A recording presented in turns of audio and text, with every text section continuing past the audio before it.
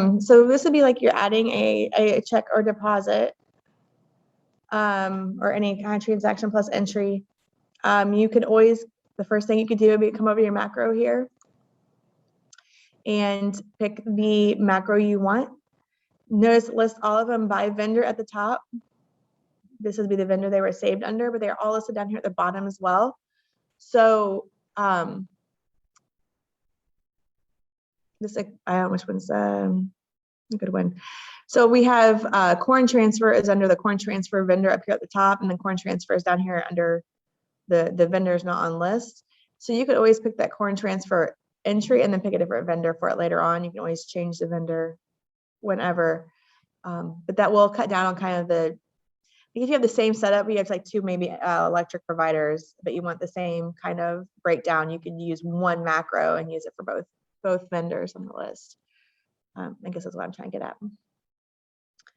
So we could go ahead and we'll just click the corn transfer one and click OK, and it will populate my vendor and all my ledger center and divisions, descriptions, everything down here on the bottom was populated. I do have the option here though to change any dollar amounts I want. I could change the vendor if I wanted it. Not a problem. Anything on here I could change. There's no, I mean, it puts it on there for you, but you have the ability to change it. I guess that's all I wanted to make sure you knew.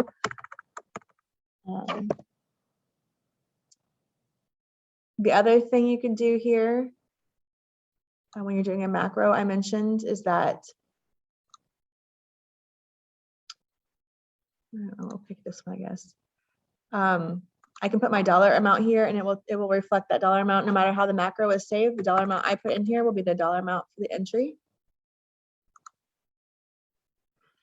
And it broke it down here sequentially or by ratios of how I saved it. So it took that $2,000 and broke it down between these 4 different lines that I had saved here. And so these were for utilities, my telephone utility. My bill was $2,000. My bill was $2,000 this month, and it was broken out like that. So I mentioned you could click on update macro. If I click update macro now, what it would do, it would save that updated dollar amount I put in there. That's the only change I made. So it would take that and save that macro to $2,000 instead of whatever it happened to be at to begin with. The other way you can edit or update macros or put in new macros is here, setup, accounting, macros.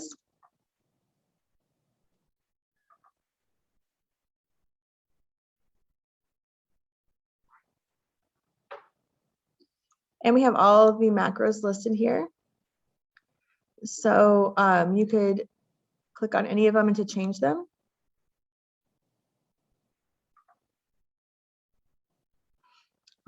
You could change anything on here that you needed to update it. You either save or cancel. You can also add a new one. It will always ask if you want to copy the I don't even know which one it is. It must be the last one on the list, or I think the one before that you have highlighted. It'll ask if you want to copy it. You can choose yes, just to have something to start from, or you can choose no, and it'll be a blank slate. And then you can come in and change whatever you need to on the macro. It doesn't matter what it is. You just have all the changes you need to do and hit save. And it will give you a new one here. You could, I didn't show this, you can change the name of it to be more descriptive. It's right here, the description of it.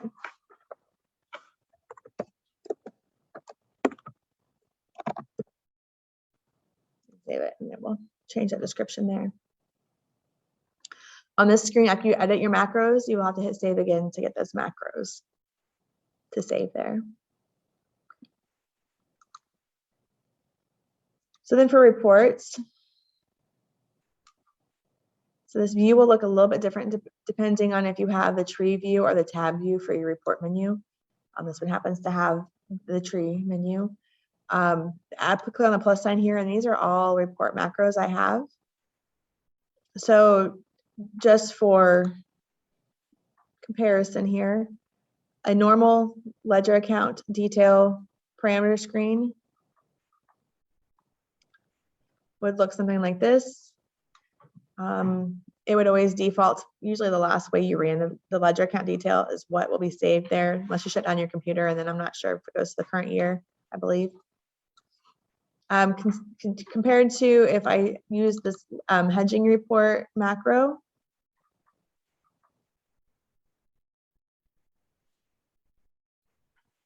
and you can see it has a set date range. This one actually has a set ledger account range.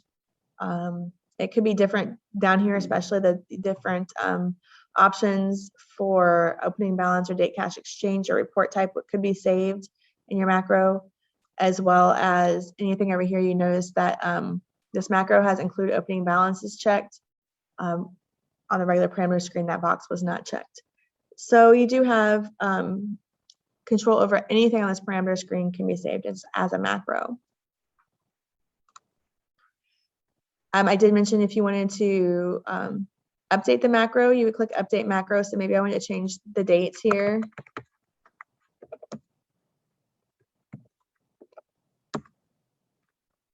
More than one day.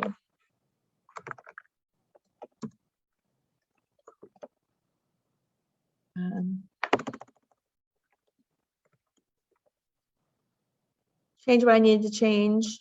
Click OK. It will run the report. And here's what I'm talking about. You have to hit this close button down here. You can't hit the red X. And then to see that change here, I would exit out my report menu. I would go back into it.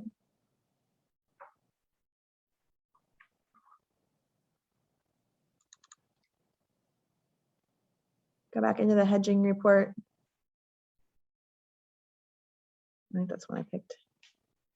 Yeah. And I updated my date range here for me. You do have the option. I didn't mention it earlier because I find this option to be kind of confusing for inputting new report macros, but you do have the option here. And this is how you kind of clean up your report macros. The setup report macros button here on the right, it lists all the macros you currently have. Can't pull it down because it's covered up there at the top, but the type is like, so this the top one would be a smart feeder report. Then we have transaction plus reports. And then it lists over on the far right, the actual report that the macro is for. If I clicked on change, the screen looks a little different than you would expect. That one didn't. I'm used to it saying something different first. I apologize. It brings up this macro screen and you can save it here. This is a great place to edit your macros. It's not a great place, I think, to set up brand new macros for reports. If I was going to add a new report, it just gets, for me, it's a little confusing because you have to know what report you want over here, what it might be. And then after you add it there, you have to click on change. So you have to add it and then change it. To me, it's a little clunky here. So I prefer to save my reports from the report parameter screen on the when I'm running a report, and just come and edit them here if need be. You can delete unused ones or ones you don't use anymore. Like some of these were for specific years. Like hedging report 2008. If you're past 2008, maybe you don't want hedging report 2008, you could update it to a current year, or you could delete it and start a new macro. This is where you can kind of control what macros show up, and you keep them kind of more concise and what the ones you're actually still using. We'll exit that screen. Okay. Let's get back to now. We'll go back to the PowerPoint presentation.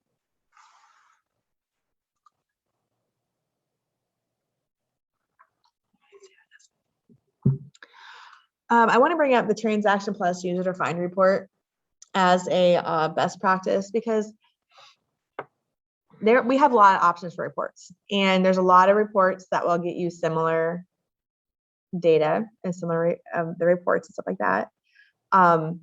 Just depends on what you need out of the data. But I think my probably go-to report, starting report, is always my transaction plus user defined report. And I use this for catching errors, for verifying the data got put in correctly.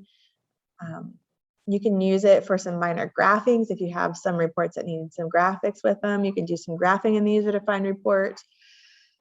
There's just so much you can do with this report. And then once you verify that your data is there and correct, and you can maybe go to your more specific reports, like your ledger account details or your income statements or balance sheets or whatever it might be.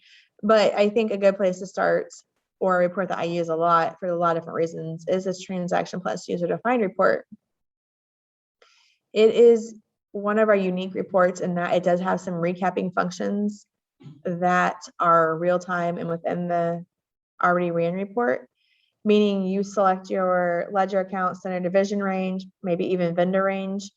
And it has a tab over here on the right. It will default to recap by ledger.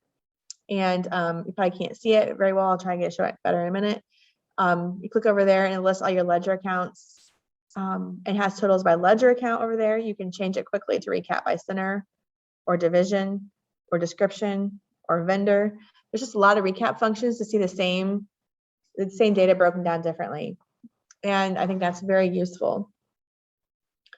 It's also an error trapping report. So the first report, if you call me and say, my balance sheet's out of balance, I don't know what's going on, I'm going to send you a user-defined report. You'll go to this user-defined report, you'll look for undefined entries. Undefined entries would be out of balance entries, or an entry that used one of the setup files that has since been deleted, possibly. So that's what I'm always checking for on the balance sheet, is did you inadvertently or did you forget my rule, not deleting, and did you delete something you shouldn't have? So we always start with the user-defined report. The user-defined report shows both sides of the entry. I think it's the only report that shows both sides of the entry. So as you should know, FBS is two-sided accounting. You always have a balance entry. It always hits two sides of the balance sheet. And this report will show you both sides of that entry. It's just a great report to look at. So let's just kind of go to that report here and show what I mean.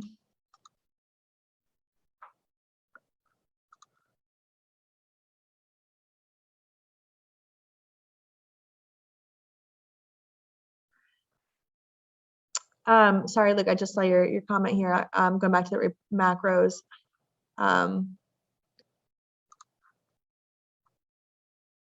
So the tree, it can be a tree view or a tab view, Luke, and you might have the tab view. It's not that it's new for 11.5, it's just a preference on how you want to view that. We were viewing the tree view, but there is a preference here.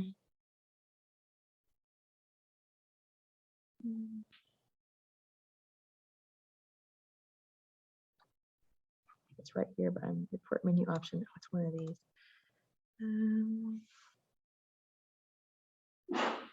Tree menu is one. I change this to two. I think if I change this preference, we'll change my whole view here. Yep. So just by changing that preference, I can change between the tab or the tree view. I usually prefer the this tab view. The macros look a little bit different. They do have the three dots. There's not the plus and minus signs because we're not on the tree view here. We do have the little dots here, but they do work the same way. This will be the same macro I opened up on the tree view a minute ago. Thank you. It's all there. Okay. Hope that answers your question, Luke. Please let me know if there's more questions. I'll try to be better looking at that. Thank you. That helps. Okay.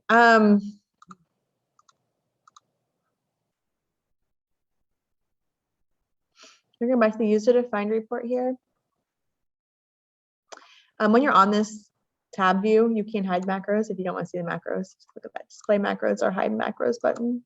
It looks a little different.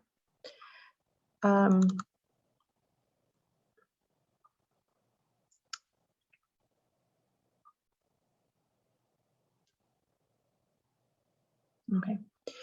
User-defined reports. Here we have basically your date range at the top, and then you have your ledger account range. If you're not aware, 0 in the 60s is like a wild card. It'll bring you in all your ledger center division, whatever you have that. 0 in the Z's does mean kind of a wild card.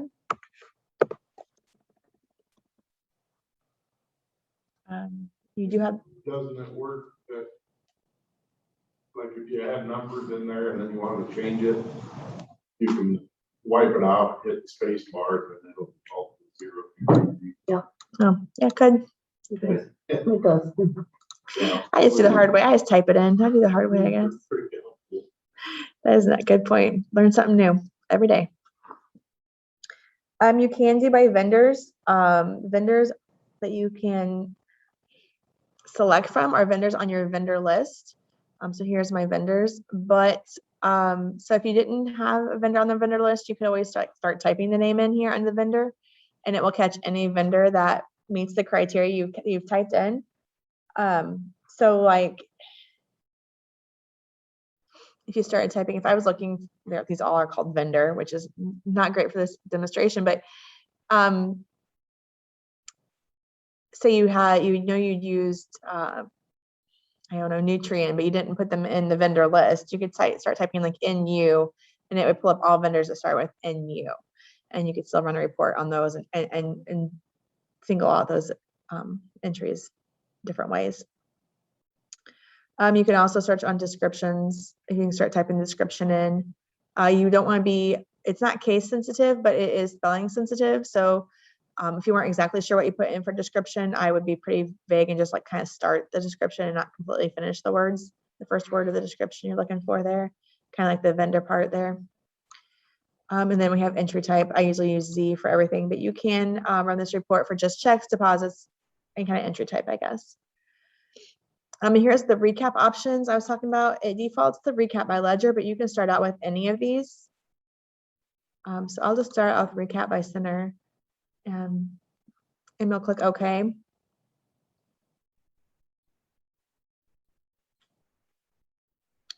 What didn't it like about my entry screen?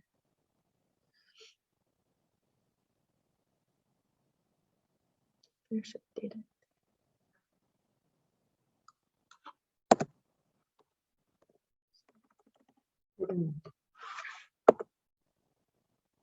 Yeah, one of them I have too many Z's in, I think, here. There we go. Let's see if that runs anything for me.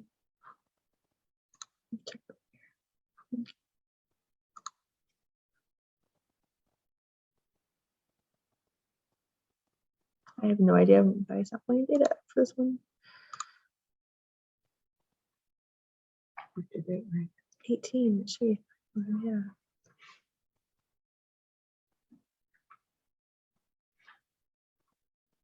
Date range?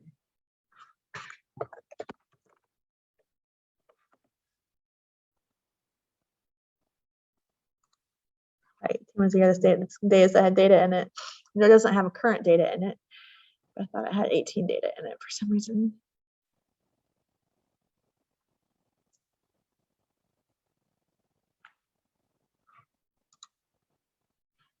Yeah, it should have 18 data. That's what I did my slides off of.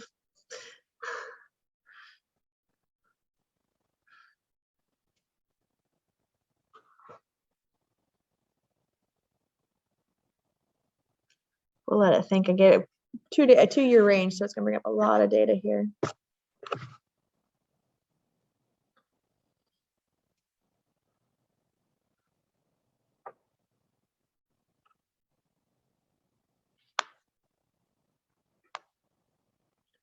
The bigger the report you have, the longer it will take to process the reports, because it just has a lot more files to go through. Just FYI.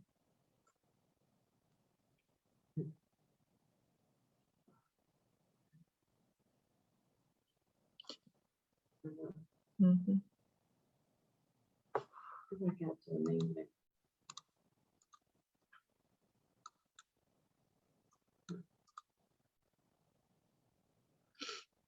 We're gonna see what's going on. There we go. We got some data there.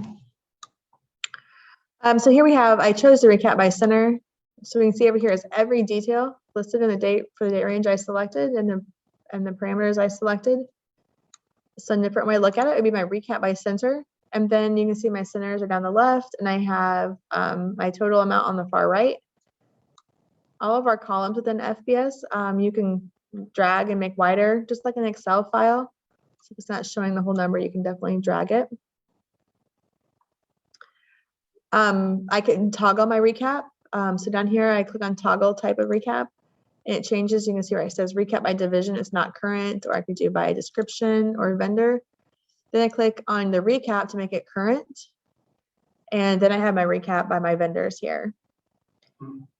From here, if I wanted to see all my entries for, like, say, vendor 10, I would right click on vendor 10. And it will bring me to my detail side, all the vendors 10 at the top there.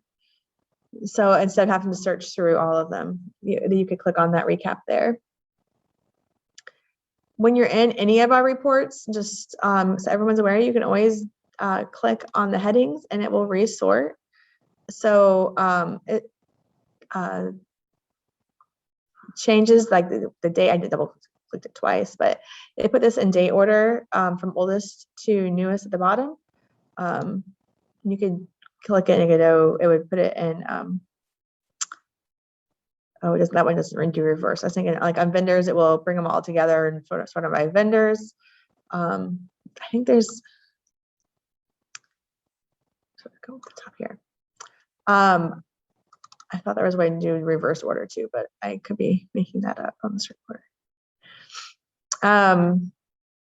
There went from, now we have the zeros at the top for the vendor, or the number for the vendor, or the number before the vendor there, the entry number. You can sort by amount, ascending or descending. So that's great if you're looking for a specific entry that was, you know what the dollar amount was, but you can't find the entry. You can sort by the amount and try to find the entries. That's also great if you're running a balance sheet, you know you're out by a set dollar amount. You could run this report and try to find that set dollar amount to try to find the error. If we scroll on over here, the other thing that this tells us that I think is really helpful is your entry type. It tells you what kind of entry was made here. And then if you're using our scanner interface, it will tell you over here in the scan file, our scan column, if it has a scanned image attached to it. So these all say no right now, but if they said yes, you would be able to, how do we go, any scanned files here. So if you had a scanned document attached, you could right click on that yes, and it would bring up just the scanned image. So a lot of times if I'm looking for, to bring up, I can bring up an invoice and show it to somebody, I'll bring the scan column over here where I can actually see it, because you can drag and drop columns. And I'll bring it over here. So it's in my line of sight, and I can see what I need to see over here for vendors or ledgers or whatever, and still have my scan column. I use description. Drag and drop Descriptions is another one. Yeah, there's just, you can drag and drop everything, but you can definitely do that here and open your scanned images here. If you have high security network, it will also tell you over here who put in the entry. It does right this without the high security, it will tell you the entry date and if it was edited. But then, like I said, if you have high security, it will also tell you which user put the entry in or who edited it. You'll show both the entry person and the editing person. So that's kind of nice if you're trying to do any kind of auditing or anything like that.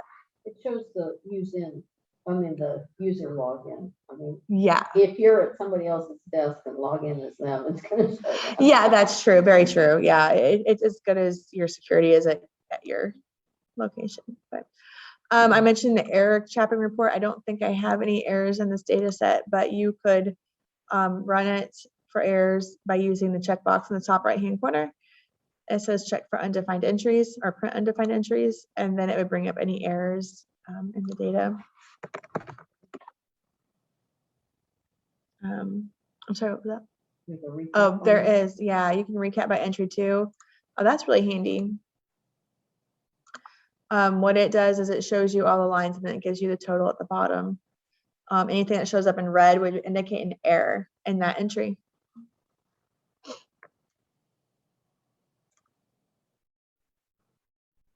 It's not, I mean, because we make you save it has to be balanced when you save it.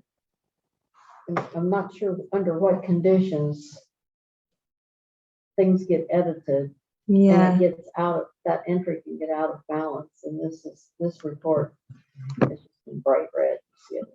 yep. We hope to have everything in balance, but the undefined entry will also show you out of balance entries, but this is just a different way to view the report. And especially on a check register. Mhm.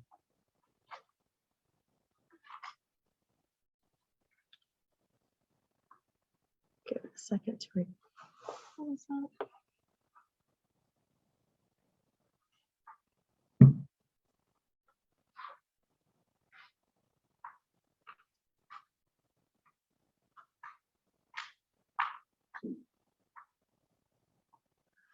So you can see each entry here, and it has a total down here. So you, there should be 0. The balance, it should be a balanced entry because I am showing the 2 sides of the entry. So the first line is the check side, that'd be hitting your asset. And then the second 2 lines are hitting your expense accounts, or if it's deposit, the first line would be hitting, again, your asset account. The second 2 lines would be income. So these are our balanced entries. So you would hope that nothing would be here, and nothing should show up in red if you have balanced entries. But that red does stand out if you have an issue. But all mine seem to be good. Okay. That's the slideshow here. One of the other great things about you have a lot of data on all these reports, especially that user-defined report. There's a lot of columns there. You don't need it all. You probably need a more concise report. In all of our reports, you can move the columns like I demonstrated. Then you can go one step further and only print certain portions of it. I kind of mentioned the printable area when I talked about the F10 and the F11 export keys. But so you can see on the screen that the left side is in black and the right side is in blue. My left side is going to print, my right side is not. Anything in black will print. The blue indicates that it's not in the printable area. Maybe I wanted, though, I really needed it to print, through my amount column, because right now my amount, there would be this column right here, is not in black. So you could change your print range to include clear over through the amount column, and then it would print. FBS has the function that if you tell it you want it to print through the amount column and print in portrait, it will shrink that font. You may not be able to read it when it prints, but it will be there. You might need a magnifying glass.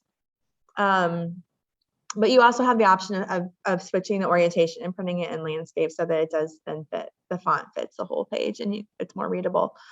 But like I said, you can also drag and drop columns, and maybe you don't need the number there, maybe you don't need the account number, you just want the account description, or vice versa. You can move some of those columns left and right, get them out of your way, give you more room for the information you actually want. And those will save as a macro. They do. You're absolutely right. Once you get your report all lined up the way you want. So that is all done under a print range button at the bottom. Let me get a report back up here. It's just hard to explain until you actually see it live. I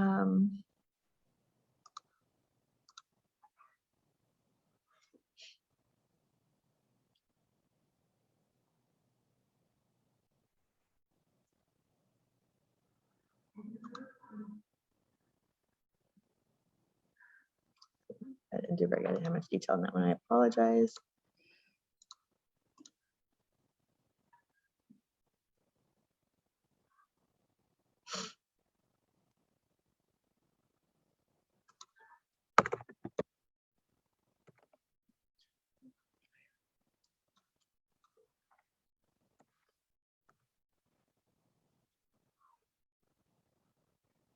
Entry type not. That's odd. I don't know why this data. I must have done some of my data. I don't realize I did.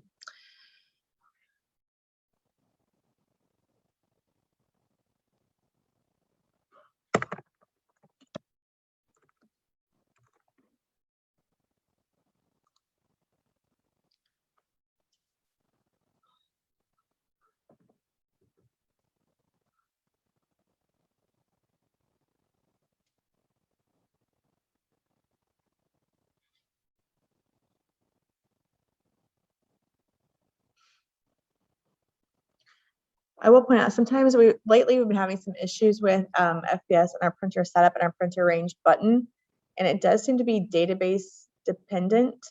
So older databases seem to have some files that are in them that the system is not reading correctly, that we did not anticipate. So if you are having any kind of issues with any of the buttons at the bottom of the report, please let us know. We will work on those as they come in. It's just one of those things that if we don't have all the data sets to test, we didn't anticipate an issue, obviously. So please let me know if you have any problems with any of these buttons at the bottom working or not working. And usually it's the printer setup button that isn't working for some customers. So I'm gonna click on this range button. And right now my printable area is all in black. So say I didn't want to print all these lines, I only wanted to print a few of these lines. I can choose to set the last line to print, click the radio button, and then click on the actual last line I want to print. And it changes my printable area. Again, I mentioned the calculating font size for columns. I would have to check this box to calculate the font size. And then I can pick set last column to print, and then come over here to my, we'll go through the description.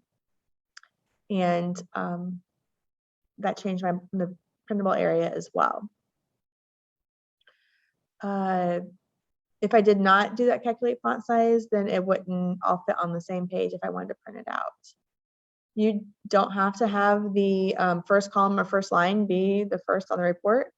I could also change that by checking the radio button for set first line, and I could click somewhere down here. And for columns, maybe I didn't want the date, maybe I just wanted vendor through description. I could do that. You have total control over what prints, I guess is what I'm just trying to point out here.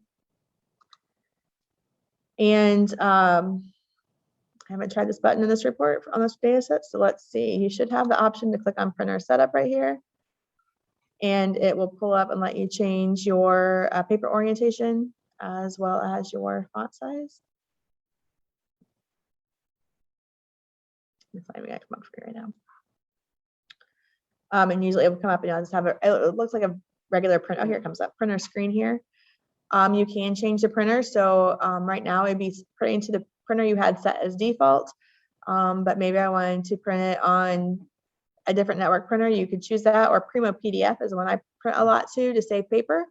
I could choose to print my Primo PDF. I could change my font size here. These are all the fonts that are installed on your computer. You can change your font size, so I could go up or down. I can choose 12. You have all kinds of options here. So I can do the letter landscape. And then when I printed it, it would print based on those parameters.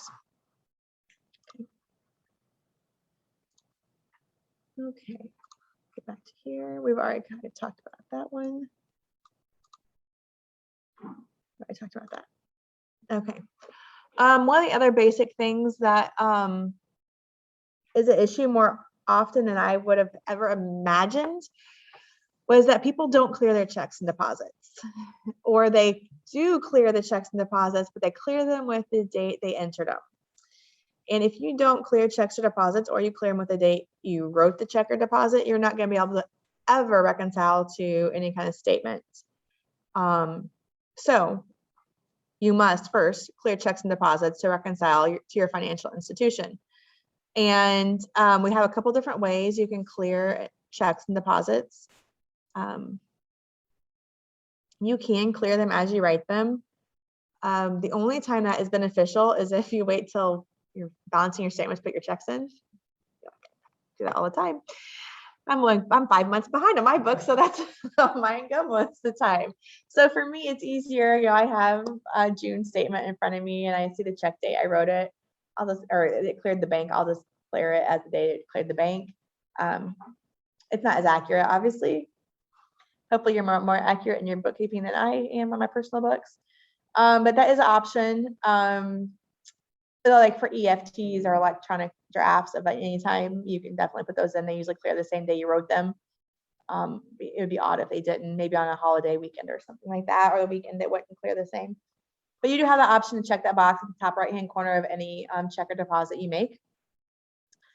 But then you can also clear it when you get your statement, which is the more ideal and obviously more correct way to do it. And there are, when you get that statement, there are a couple different ways you can clear the checks and deposits. We do have the clear checks and deposit option is under input, clear checks and deposits. You pick the date range you want to look for your uncleared checks and deposits. Usually I set that back 6 months from the date I'm clearing. I don't know how long a check is good for right now. Like some banks have different rules, but usually if it's the check's older than somewhere between 6 months and a year, they won't allow it as a good check anymore. They won't cash it. So 6 months is a good rule of hand here to go back and look. But if you know you have outstanding checks from before 6 months or longer than 6 months, you definitely want to widen that date range. Then you pick out your bank account that you're wanting to reconcile for. Check with the yes or no option is not ideal. That does clear it with the check date. So you don't want to do that if you're wanting to reconcile. You do only that unchecked, I guess, would be my preference for anytime you want to reconcile to a bank. And then it pulls up a screen kind of like we see, and I'll make it bigger in a minute on the right-hand side, and it brings up anything that's uncleared, and you can enter your cleared dates. Let me see if I can pull that up. I don't remember what date range I ran it for.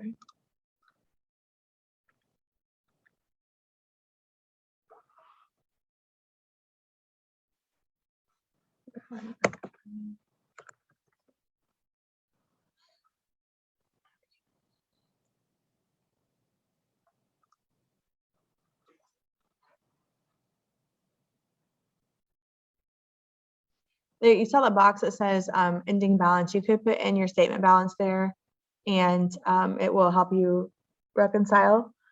But these are all the uncleared entries that I have in the date range and for the bank account I selected. And if I have my statement in front of me, I could just start putting in my clear dates, whatever they might be, 09, 09, 21.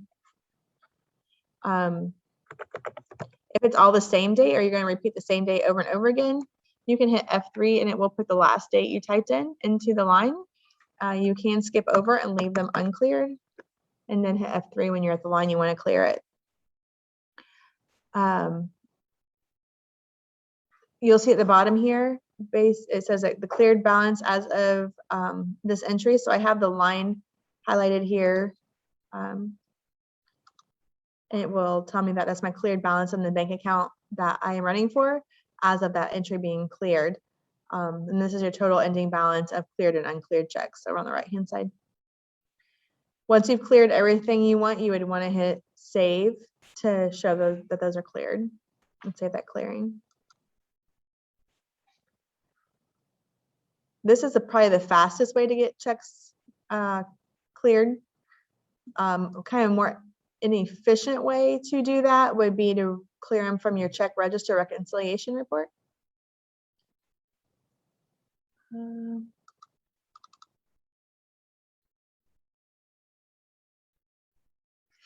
I use that, clearing them from the check reconciliation report if I'm gonna do just a short date range, or if I'm looking for where I got off, because the bank gives you that 3-day balance, and on your check register reconciliation report, there's a column that has the date they've cleared. And so if you go down to the last entry that has that date, that should match what's on your bank statement. So I use that to find errors, or if I'm doing a short date range. Right. Because you just right click on the entry on your check reconciliation report and then put in the date. But you do have to type in the date every time. You do. So when you're running a check reconciliation report, you have this date cleared column, and it shows the date they're cleared, or if they're uncleared, they will be at the bottom with stars on them. So these here are uncleared entries, and the balances are reflected here that you have an uncleared and a cleared and an uncleared balance, and then a total balance. So if you were here and you wanted to, if you just had 1 or 2 to clear, you might come to this report, and like she said, you just right click on the line that you need to clear. It'll bring up the entry, and it will default, like right now it'll say 1/1 in 1970. That means it's uncleared. It pops up here. My computer is slow today.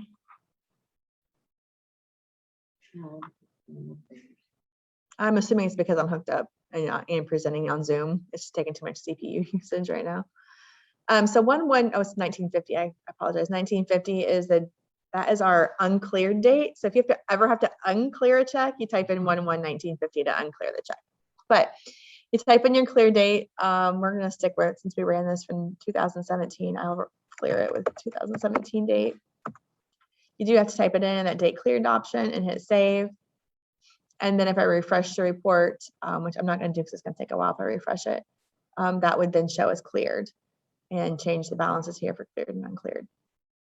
So you definitely can clear from the screen. It's just a much slower process on that screen. And I think that's just showing cleared there. Yeah, this is clearing the checks and deposits from the check register report.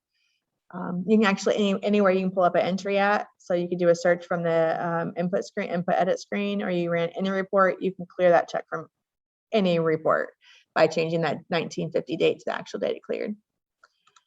But the clearing, you'd be surprised how many people have not cleared checks ever, and then they want balance sheet and they haven't cleared checks in 10 years. It makes it difficult. If it happens, I promise. A couple other things here I always get asked, I guess. End of month checklist. What do I need to do at the end of the month? Well, it's really operation specific. I can give you some hints, some suggestions. Obviously, I want you to run a check reconciliation minimum of every month if you really want to keep up to date and have good books. I would run a user-defined report by center, recap it by center and division. That's a quick way to scroll down. If you know there shouldn't have been any entries to your trucking division, you can look through it really quickly and see if something had been put to the trucking division incorrectly. Same with centers. Cruise through that user-defined report, recap by centers. Numbers will stick out to you. You know about what you spent. Something was going to stick out to you if you do those recap options. Or the income statement will recap it. I mean, obviously the income statement is by income and expense accounts. So you can look through that at the end of the month to make sure things are put in correctly. Usually on a month-to-month basis, you're just looking to make sure to catch any data entry errors.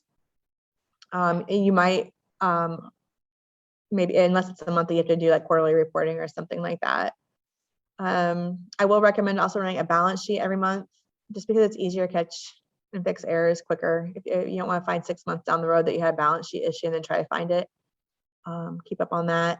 If you're using our Eclipse modules, which are inventory evaluation modules, I would run a standard cost vendor monitor report every month. And then if you are using feeder, breeder, or crop audit, I would also recommend doing input inventory report, or an animal inventory report, or your crop on hand inventory report. That doesn't mean it has to be like a hard inventory check. You don't have to go out and hand count everything on premises and bring it back and reconcile. But I would do like a soft inventory reconciliation, just make sure it looks good to you. So there's nothing blatantly out of whack on your inventories. And then I would do a hard inventory reconciliation at the end of each season for crops. So at the end of spraying season, do a chemical inventory reconciliation, hard reconciliation, go on farm accounts, seed reconciliation at the end of seed season, so on and so forth. But that doesn't have to be done at the end of every month to have a hard physical reconciliation on those items.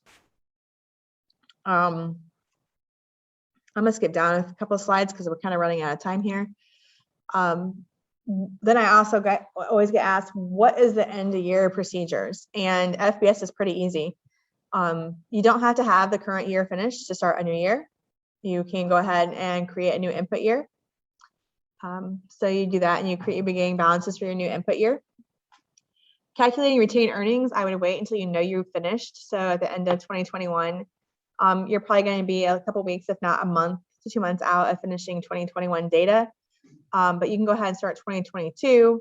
I probably would not calculate my retained earnings for 2021 and 22 until I know I'm done with 21, but that can always be recalculated, so you can do it if you prefer. At the end of the year thing, you always have to make sure that if you have made changes in the previous input year, that you recreate your beginning balances in the new input year when you're done. You can do that as many times as necessary. There is no limit to how many times you can recreate beginning balances or calculate your retained earnings. But anytime you go back into a previous year and make a change that affects accounting, you do need to recreate beginning balances in your current year. Other than that, there is no real end of year procedures with FBS. I mentioned quarterly inventory checks. That is obviously something you might want to do at the end of a fiscal year. But a lot of times, if you've already done like on your crops, you don't need to do seed inventory again.